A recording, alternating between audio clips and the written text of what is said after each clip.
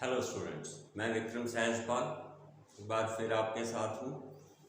तो आज हम करने जा रहे हैं स्पीकिंग और टास्क 2 में जो बहुत वैल्यूएबल और करंट टॉपिक हैं वो है पोल्यूशन और एनवायरनमेंट। तो उन दोनों चीज़ों से जुड़ी हुई जो भी जानकारी आपके लिए बहुत ज़रूरी है जानना, वो मैं आपको दे रहा हूँ। तो फर्स्ट ऑफ ऑल इसमें जो है वो है वेहिकुलर एमिशन। वेहिकुलर एमिशन कहा जाता है जो गाड़ियां धुआं छोड़ती हैं, जहाँ ट्रांसपोर्टेशन के जो भी मोड हैं वो जो धुआं छोड़ते हैं उसे वेहिकुलर एमिशन कहते हैं। तो इसकी जगह कुछ और मत यूज़ कीजिए, जैसे व्हीकल्स एमिट पोल्यूशन, ऐसे शब्द मत यूज़ कीजिए। That is because of the, हम क्या लिखेंगे, क्या रीज़न है उसका, वेहिकुलर एमिशन की वजह से एयर पोल्यूशन होता है। नेक्स्ट है जो वो है urbanization and industrialization are also root cause of pollution.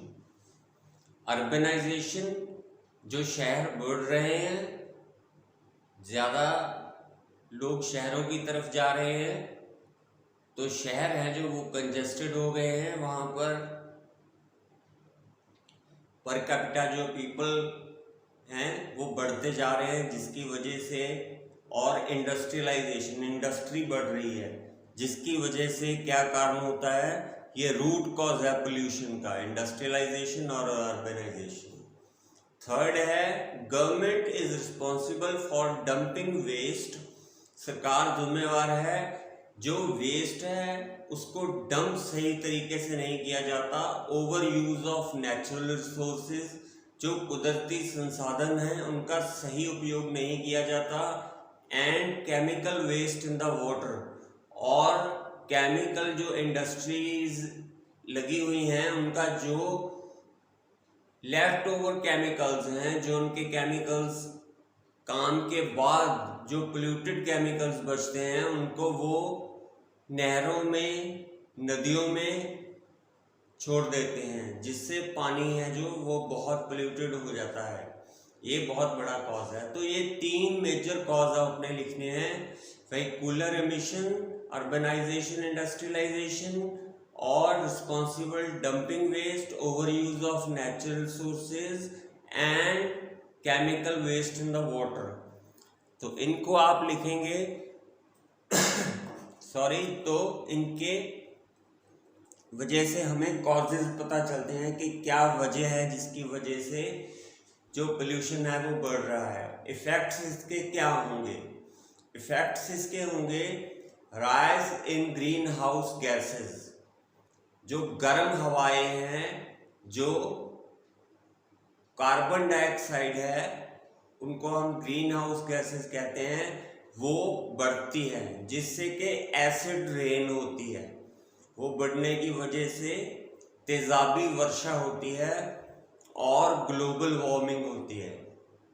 तो ये green house gases, acid rain और ग्लोबल वार्मिंग, इसका इफेक्ट है जो पहला है। दूसरा, aquatic and marine life is in danger, जनजीवन और वनस्पति को खतरा है।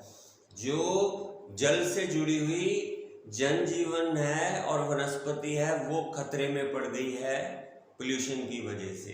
नेक्स्ट है melting of polar ice causes rising sea level.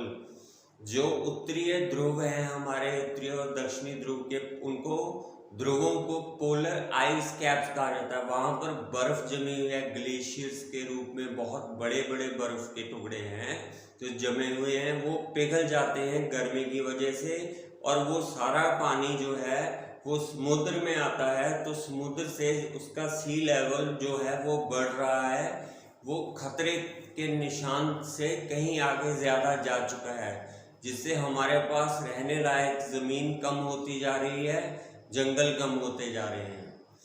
Next है सिंकिंग ऑफ लैंड, ज़मीन का धंसना। जैसे हम देखते हैं बरसात के मौसम में कोई पहाड़ अपनी जगह से खिसक गया, लैंड स्लाइडिंग हो गई और ज़मीन कहीं से दब गई, तो वो सारे कारण हैं जो वो सिंकिंग ऑफ लैंड कहलाते हैं।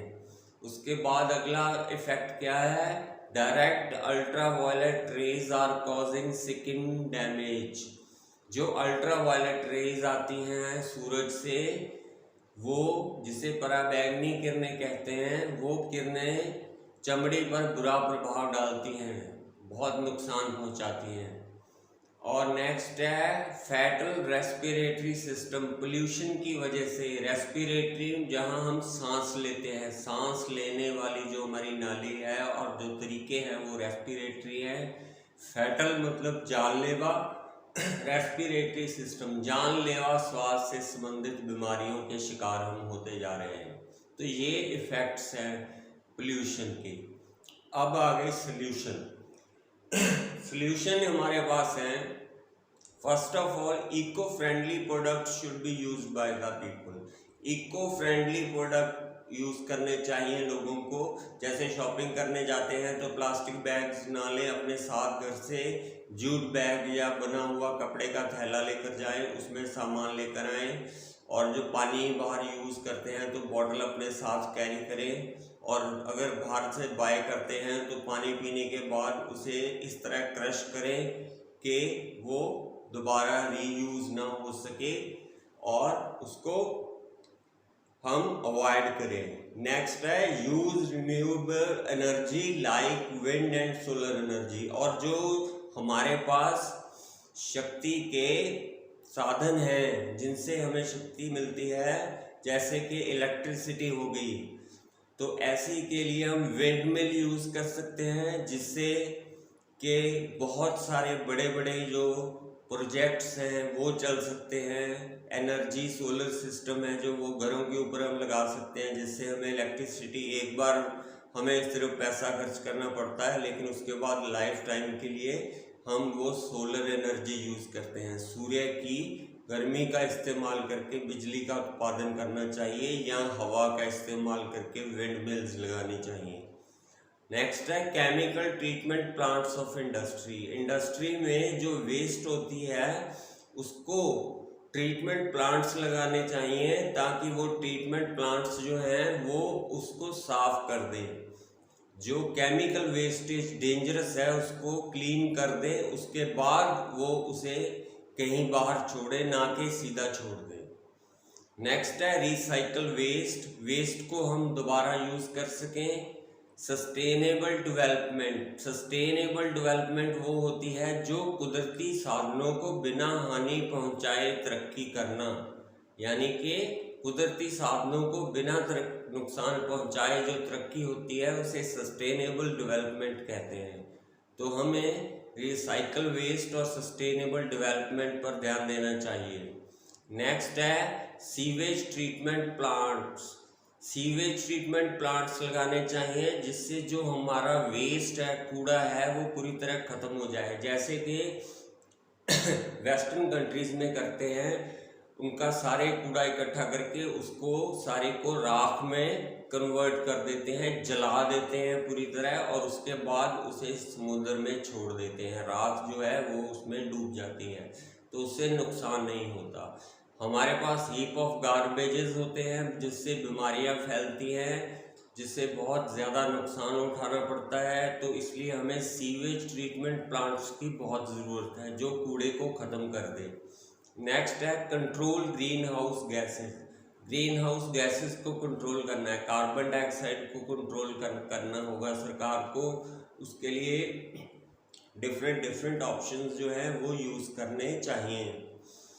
जैसे कि उनको एक, जैसे हमने सोलर सिस्टम लगा लिया तो इलेक्ट्रिसिटी है जो वो उसका यूज़ होना शुरू हो जाएगा, तो वो हमारे लिए नुकसानदेह नहीं होगा।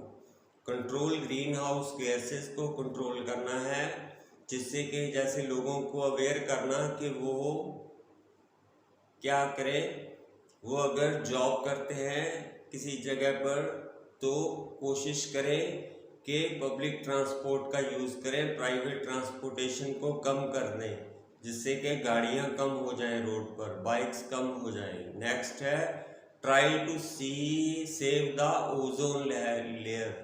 जो ओजोन लेयर है जो अल्ट्रावायलेट रेज को रोकती है, जो पृथ्वी के ऊपर इर्द गिर्द बनी हुई है, उसमें बहुत सारे होल्स हो गए हैं, तो उनकी वजह से हमें बहुत नुकसान होता है। हमें ऐसा सिस्टम फॉलो करने चाहिए सरकार को साइंटिफिकली कि ओजोन लेयर जो है वो पूरी तरह से सेव हो जाए। ये लास्ट पॉइंट है।